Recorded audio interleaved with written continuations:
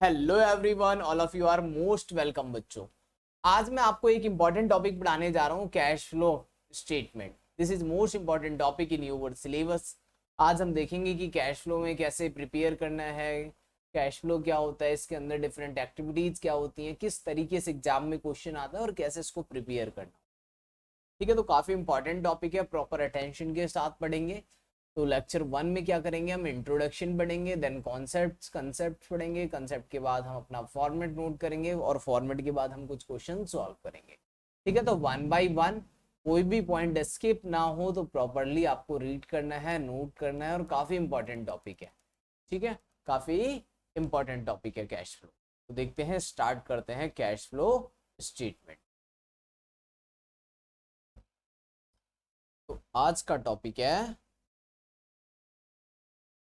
तो स्टार्ट करते हैं कैश फ्लो स्टेटमेंट। देखिए, सबसे पहला काम क्या करना है आपको, कैश फ्लो स्टेटमेंट। सबसे पहले तो आप बच्चों टॉपिक का नाम लिख लो, और जिन बच्चों ने अभी भी चैनल सब्सक्राइब नहीं करा है तो वो पहले चैनल सब्सक्राइब भी कर दें। ठीक है, तो यूट्यूब का फ्री कंटेंट तो आपको मिलता ही रहेगा। बाकी जिन बच्चों को फुल कोर्स लेना है, ठीक है, क्लासेस का, अपनी, वो मेरे से कांटेक्ट कर सकते हैं डायरेक्टली। स्क्रीन पे नंबर है, डायरेक्टली व्हाट्सअप कर सकते हैं फुल कोर्स के लिए। तो कैश फ्लो स्टेटमेंट हम पढ़ने जा रहे हैं। तो कैश फ्लो स्टेटमेंट में फर्स्ट ऑफ ऑल क्या रीड करना है, सबसे पहले बच्चों बात करूं मैं अगर मीनिंग की, क्या मीनिंग होता है, meaning of cash flow, meaning of cash flow statement.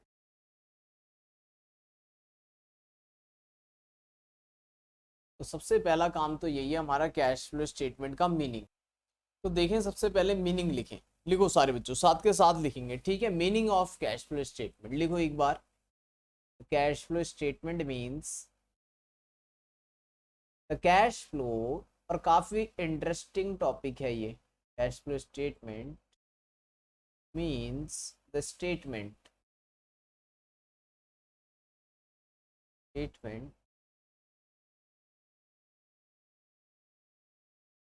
Of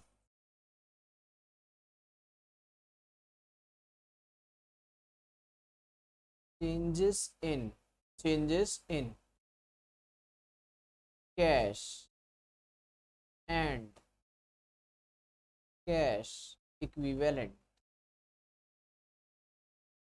cash and cash equivalents during a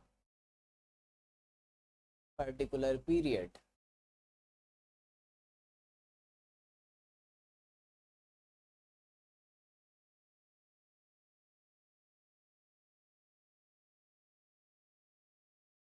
particular period. ठीक है, तो सिंपल सी डेफिनेशन हमने लिखी। The cash flow statement means the statement in change in cash and cash equivalent during a particular period। ठीक है, एक particular period, एक महीना, एक साल, कोई सा भी एक स्पेसिफिक पीरियड लिया हमने, वहां पर हमने देखा कितना चेंज हुआ कैश एंड कैश इक्विवेलेंट में। इसको क्या कहते हैं हम, कैश फ्लो स्टेटमेंट। अब मैं सिंपल लैंग्वेज में बच्चों अगर आपको समझाऊं कैश फ्लो स्टेटमेंट क्या होता है, आपने बिजनेस स्टार्ट करा 1 अप्रैल को। 1 अप्रैल को आपके बिजनेस में, 1 अप्रैल को आपके बिजनेस में कितना कैश था, और एट द एंड कितना कैश है, ड्यूरिंग द ईयर चेंज कितना आया, उसको कहते हैं हम कैश फ्लो स्टेटमेंट। चेक करना, एक्चुअल में 1 अप्रैल को आपके पास कैश कुछ और होगा, 31 मार्च को कैश कुछ और होगा जब ईयर एंड हो जाएगा।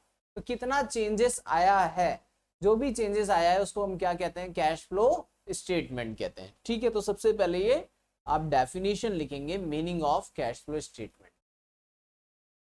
फिर हम चलते हैं सेकंड पॉइंट पे अपने। ठीक है, फिर सेकंड पॉइंट पे चलते हैं, कैश फ्लो क्या शो करता है हमें। फिर लिखेंगे इट्स शो, ये हमें क्या दिखाता है कैश फ्लो।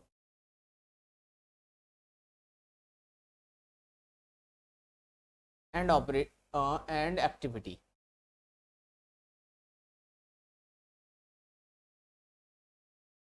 कैश फ्लो से हमें क्या पता चलेगा, net cash, net cash flow पता चलेगा। From operating activities, operating activity.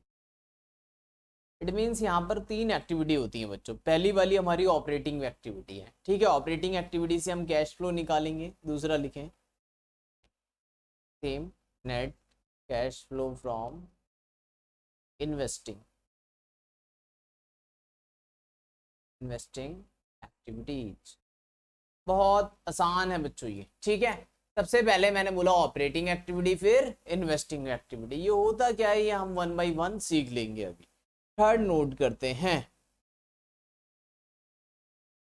Third net cash flow from financing activities. Last is net change, क्या निकल के आएगा हमारा answer, net change in cash and cash equivalent.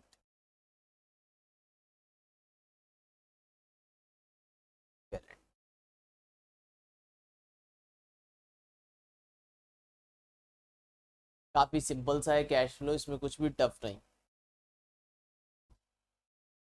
ठीक है। तो यहाँ तक नोट करेंगे, फिर आगे करते हैं। एक बार इसका ऑब्जेक्टिव भी लिख लेते हैं, फिर करते हैं आगे, ठीक है। थर्ड पॉइंट में आपको लिखवा रहा हूँ, objective of cash flow statement. Objective of cash flow statement.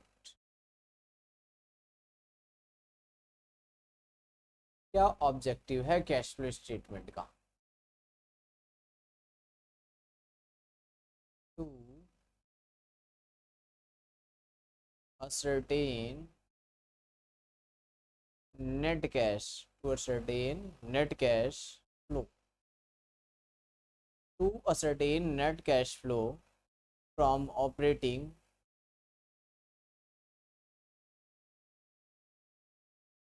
investing and financing ठीक है। To ascertain net cash flow from operating investing and financing। ये ऐसा ही नोट कर लेना, अभी जब मैं समझाऊंगा तब आपको ये समझ में आएगा properly. Financing activities of a company, ठीक है, ऑफ एन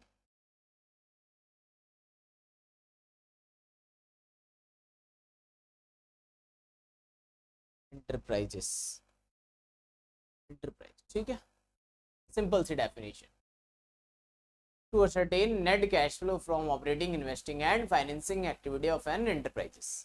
तो किसी भी कंपनी का कैश फ्लो कैसे निकलता है, तीन एक्टिविटीज के अंदर, ऑपरेटिंग, इन्वेस्टिंग एंड फाइनेंसिंग, ठीक है। तो आप समझते हैं इन चीजों को, जो हमने लिखा है ना इसको बेसिकली आप समझते हैं ये है क्या। अभी हमने क्या लिखा, कैश फ्लो स्टेटमेंट में सबसे पहले लिखा the cash flow statement means the showing, cash flow statement means the statement of change in cash and cash equivalent during particular period.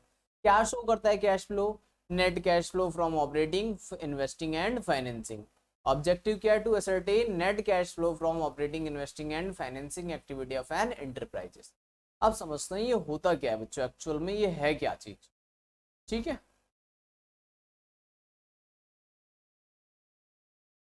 चलिए जी, अब सबसे पहले मैं बात करूं अगेन कैश फ्लो की, तो कैश फ्लो है क्या? कैश फ्लो मतलब कैश इनफ्लो या फिर आउटफ्लो। किसी भी कंपनी में कैश फ्लो का मतलब क्या है? कैश इनफ्लो या फिर कैश आउटफ्लो। या तो कैश इनफ्लो होगा या तो क्या होगा, कैश आउटफ्लो होगा। Cash inflow means which increase the cash during the particular period, ठीक है, जिसकी वजह से कैश एंड कैश इक्विवेलेंट क्या होता है, इंक्रीज हो जाता है, उसको हम क्या कहते हैं, कैश इनफ्लो।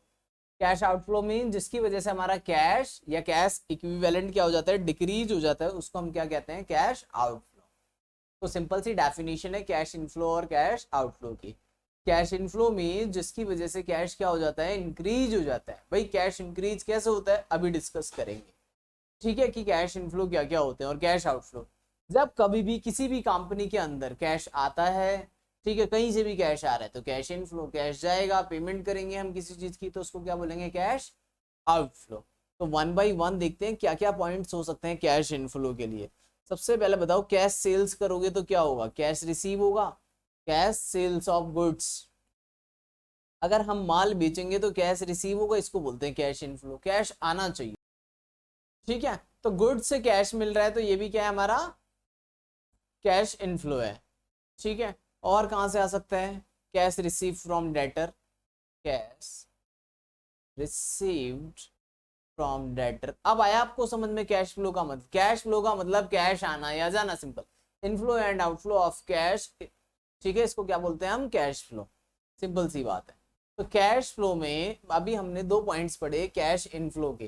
कैश इनफ्लो में क्या, cash sale of goods and cash receive from debtors. और देखते हैं, sale of fix assets, sale of fix, amount receive from sale of fix assets, पूरा लिख देते हैं। ठीक है, क्या लिखा मैंने, अमाउंट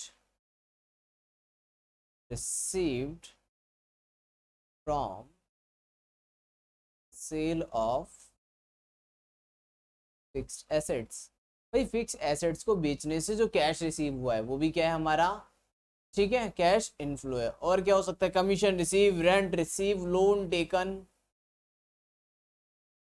ये भी कैश इनफ्लो है। कैश कहीं से भी लाओ, चाहे माल बेच के लाओ, चाहे एसेट्स बेच के लाओ, चाहे लोन ले लो, कमीशन रिसीव, रेंट रिसीव, ठीक है, कमीशन रिसीव। तो जस्ट आपको समझना है, अब हम सारे पॉइंट्स नहीं पढ़ेंगे इसके। कैश इनफ्लो की तो ट्रांजैक्शन लिखूंगा तो लिस्ट खत्म ही नहीं होगी। ठीक है, कैश ट्रांजैक्शन कोई सी भी ड्यूरिंग द ईयर जिससे कैश रिसीव हुआ उसको क्या बोलते हैं हम, कैश इनफ्लो। अब बात करते हैं कैश आउटफ्लो की। कैश आउटफ्लो को समझते हैं। Cash purchase goods, cash purchase of goods, हमने माल खरीदा नगद में, cash purchase of goods. Payment to creditors, payment to creditors, जब आप क्रेडिटर को पेमेंट करोगे वो भी क्या है हमारा, ठीक है, कैश आउटफ्लो है। इसके अलावा एक्सपेंस पेड, एक्सपेंस पेड, कोई भी एक्सपेंस पे कर दिया हमने, ठीक है, कोई भी खर्चा पे किया हो, टैक्स पे कराओ, tax paid, commission paid, rent paid, salary paid, कोई सा भी एक्सपेंस हो, जितनी भी पेमेंट्स होती हैं, या फिर परचेज ऑफ फिक्स एसेट्स, जब पैसा जा रहा हो हमारे पास से, purchase of fix assets in cash, fix assets in cash, purchase of fix assets in cash. अगर आपने फिक्स एसेट्स परचेज करी है कैश में, ठीक है, तो इस तरीके से क्या बनता है, cash inflow and cash outflow. I hope आपको समझ में आया होगा इनफ्लो और आउटफ्लो का मतलब। तो सिंपल सा मीनिंग है कैश इनफ्लो का और कैश आउटफ्लो का। ठीक है, बहुत सिंपल सा मीनिंग है कैश इनफ्लो और कैश आउटफ्लो का, इसमें कुछ भी टफ नहीं है, बिल्कुल इजी सही है। ठीक है, तो कैश इनफ्लो देखा और आउटफ्लो, कहाँ से कैश आता है ये जाता है। अभी हमने एक वर्ड यूज किया था, कैश एंड कैश इक्विवेलेंट, ये क्या होता है, कैश एंड कैश,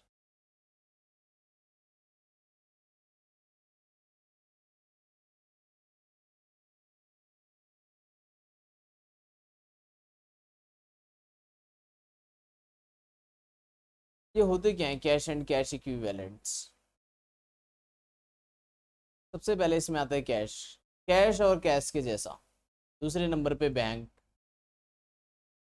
और short term deposits, short term deposits ये भी कैश जैसे होते हैं, जो बिल्कुल लिक्विड होते हैं, शॉर्ट टर्म डिपॉजिट्स।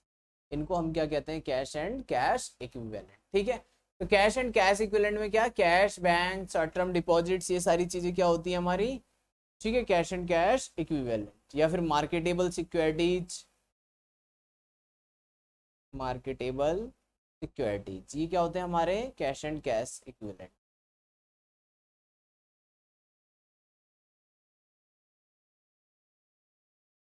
सिंपल सी डेफिनेशन है कैश एंड कैश इक्विवेलेंट, जो कैश या कैश के जैसे चलो इक्विवेलेंट। तो इनफ्लो एंड आउटफ्लो आ गया समझ में। ठीक है, अब हम बात करेंगे एक्टिविटीज की। ठीक है, अब देखते हैं एक्टिविटीज की बात। देखो,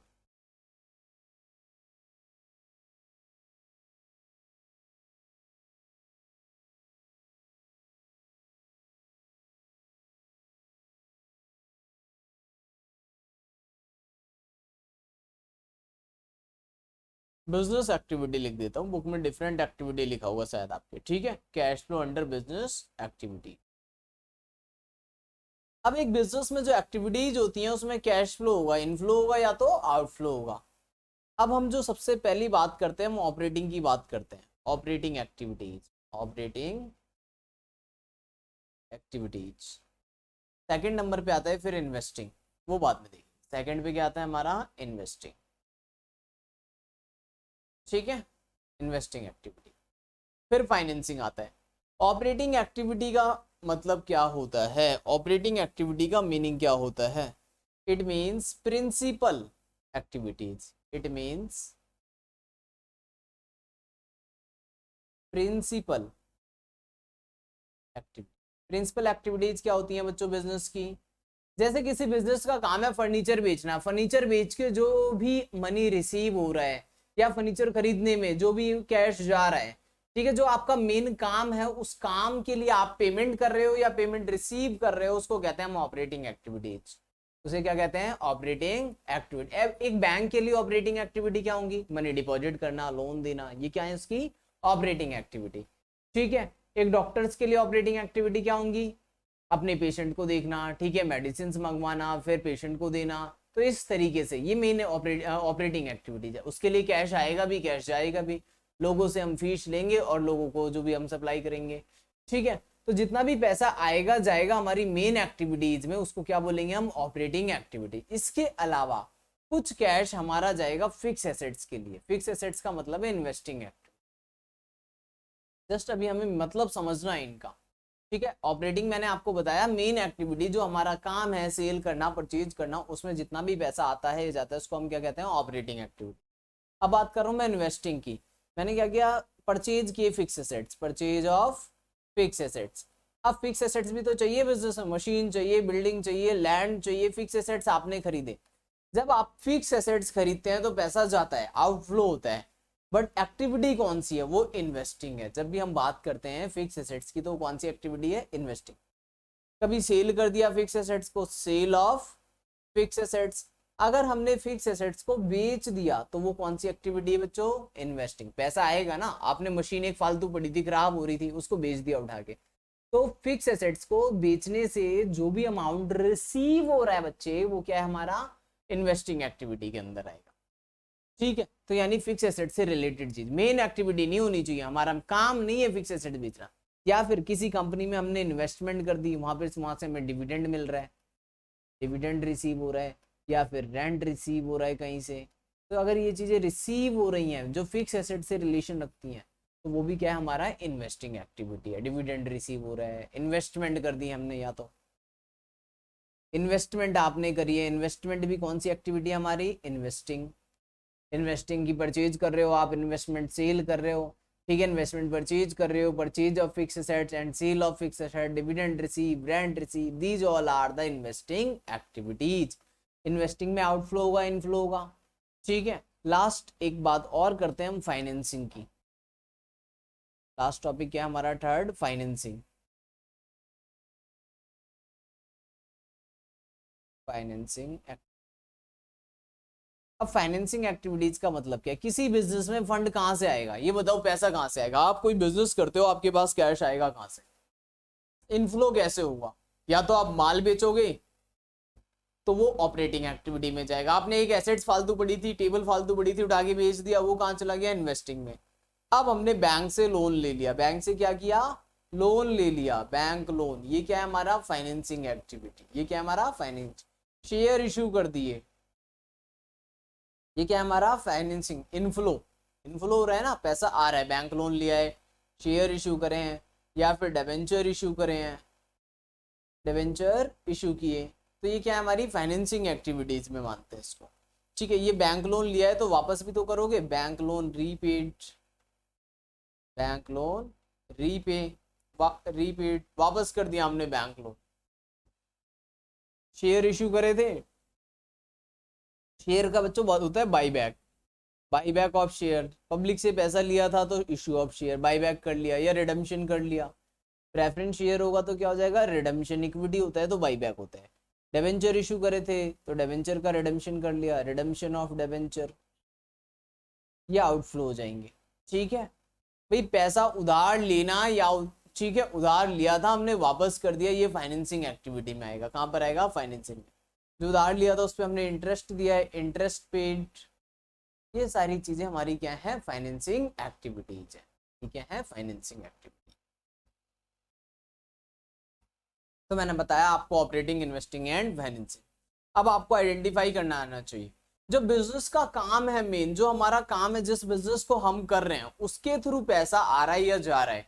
फिक्स एसेट्स की बात नहीं, जो डेली आएगा डेली जाएगा, सेल में परचेज में, वो ऑपरेटिंग होगा। वो क्या होगा? हमारा ऑपरेटिंग। ठीक है, वो कौन सी एक्टिविटीज होंगी? हमारी मेन ऑपरेटिंग एक्टिविटी। बट जब भी हम बात करेंगे फिक्स एसेट्स की, sale of fix asset, purchase of fix assets, वो होगा इन्वेस्टिंग। परचेज करने से पैसा जाता है, पैसा जाता है तो outflow of cash, outflow of cash investing activity. Sale of fix assets means inflow of cash in investing activity. Dividend receive means inflow है इन्वेस्टिंग में। ठीक है, रेंट रिसीव हो रहा है, इनफ्लो है इन्वेस्टिंग में। इन्वेस्टमेंट हमने खरीदी है तो आउटफ्लो है इन्वेस्टिंग में। शेयर इशू करे हैं कंपनी ने, हमारी कंपनी ने शेयर इशू करे हैं पब्लिक को, तो वो इनफ्लो है फाइनेंसिंग में। शेयर का बाईबैक या रिडेम्पशन कर लिया तो आउटफ्लो है फाइनेंसिंग में। बैंक से लोन लिया तो पैसा आया, इनफ्लो है, लेकिन फाइनेंसिंग एक्टिविटी। अब देखो इसको और समझो, किसी एक व्यक्ति के पास, इसने पूरे साल बिजनेस किया, अब इसके पास एट द एंड 50 लाख रुपए पड़े हुए हैं, ये पैसे कहाँ से आए? ये बताएगा भी तो। ये कहेगा इसमें 10 लाख रुपए जो बचे हैं वो मैंने कमाए हैं। कमाए हैं मतलब मेहनत करके कमाया है, वो ऑपरेटिंग का है। ये तो मेहनत का पैसा है हमारा। ऑपरेटिंग का कितना है? सिर्फ 10 लाख रुपए। मैंने कहा बाकी? कह रहा इसमें 25 लाख रुपए वो है मेरे, एक लैंड फालतू पड़ी थी वो मैंने बेच दी, लैंड बेच के भी पैसा आया था, वो 25 लाख रुपए इसी में ही है। मैंने कहा ओके, ये इन्वेस्टिंग वाला है। ये कौन सा वाला है? इन्वेस्टिंग वाला। लैंड बेच के जो आया था वो कौन सा वाला? इन्वेस्टिंग। मैंने कहा बाकी कहाँ से आया? 25 और 10 35 हो गया, अभी भी 15 लाख बचता है। कहता ये 15 लाख ये तो मैंने बैंक से लोन लिया था, वो वाला है। ओके, इट मीन्स ये कौन सा है? फाइनेंसिंग। तो समझ में आना चाहिए किसी के पास कैश कहाँ से आ सकता है?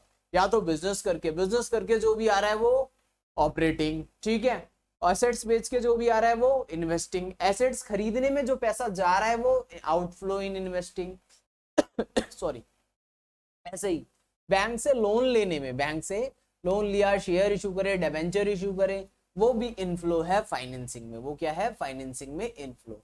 ऐसे ही लोन वापस कर दिया हमने। लोन क्या कर दिए बच्चों? वापस कर दिए। अगर लोन वापस करते हैं, शेयर को रिडीम करते हैं, प्रेफरेंस शेयर को रिडीम करते हैं, डिबेंचर को रिडीम करते हैं, इंटरेस्ट देते हैं, इंटरेस्ट की भी पेमेंट करते हैं, तो ये सारी चीजें फाइनेंस, यानी कि लोन और शेयर की बात होगी तो कहाँ जाओगे आप? फाइनेंसिंग में। ठीक है, बिजनेस करने की बात है। एक बिजनेसमैन है, उसकी दुकान है इलेक्ट्रिक आइटम्स की, अब उसने टीवी खरीदे 10, उसकी पेमेंट करी होगी, ठीक है, अमाउंट पे करा होगा उसका, तो वो ऑपरेटिंग में माना जाएगा। फिर उसने बेचा होगा, टीवी सोल्ड भी कर दिए तो पैसे आए भी होंगे, वो ऑपरेटिंग में इनफ्लो माने जाएंगे। ठीक है, वो सारी चीजें क्या है? ऑपरेटिंग में, ऑपरेटिंग में इनफ्लो और आउटफ्लो। इसी तरह से इन्वेस्टिंग में इनफ्लो और आउटफ्लो। अब कोई बिल्डर है, अगर किसी बिल्डर का काम है बिल्डिंग को खरीदना या बेचना, अब उसके लिए वो एक बिल्डर है। अब बिल्डर का काम क्या होता है? या फिर प्रॉपर्टी डीलर है। अब इसने एक बिल्डिंग सोल्ड करी, बिल्डिंग सोल्ड करी, अब बताओ इन्वेस्टिंग या ऑपरेटिंग? अब इसको इन्वेस्टिंग नहीं बोलेंगे, अब तो ये इसका काम है ना, इसलिए ऑपरेटिंग बोलेंगे। बैंक ने इंटरेस्ट पे करा, एक बैंक का अगर हम कैश फ्लो स्टेटमेंट बना रहे हैं, उसमें लिखा है इंटरेस्ट पेड, तो वो उसके ऑपरेटिंग में आएगा, ना कि फाइन। लेकिन बैंक ने भी कहीं से लोन ले रखा है, वो बैंक के लिए फाइनेंसिंग। लेकिन बैंक लोगों को लोन दे रहा है, वो ऑपरेटिंग है, इसका बैंक का काम है। तो जिसका जो काम होता है वो क्या होता है? ऑपरेटिंग। ठीक है, कहीं पे ऐसे इन्वेस्ट करते हैं, एसेट्स खरीदते हैं, तो इन्वेस्टिंग। ठीक है, इसी तरीके से फाइनेंसिंग। ये सारी चीजें मैंने आपको बेसिक इंट्रोडक्शन आपको कैश फ्लो स्टेटमेंट का बताया। बाकी हम नेक्स्ट वीडियो में देखते हैं कैश फ्लो किस तरीके से प्रिपेयर करते हैं, और इसके बारे में और कंसेप्ट पढ़ेंगे एंड फॉर्मेट लिखेंगे। चलिए जी, ओवर करते हैं इसको यहीं पे। Thank you.